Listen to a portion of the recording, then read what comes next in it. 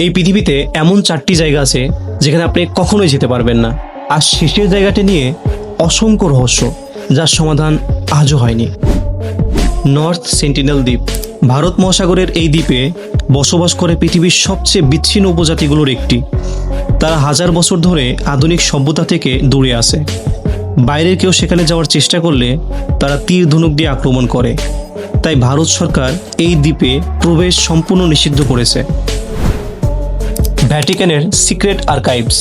এখানে শত শত বছরের গোপন নথি সংরক্ষিত রয়েছে। সাধারণ মানুষ তো দূরের কথা, বিশ্বের খুব কম গবেষকই এখানে প্রবেশের অনুমতি পান।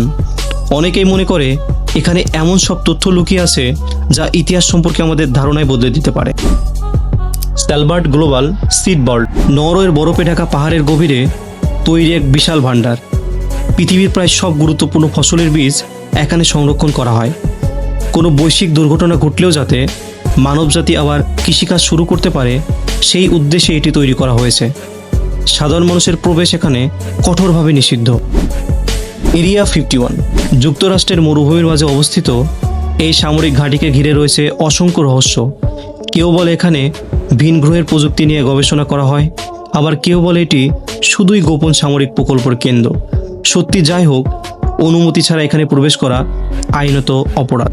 পৃথিবীতে এমন আরও অনেক স্থান রয়েছে যেগুলোর রহস্য আজও উন্মোচন হয়নি।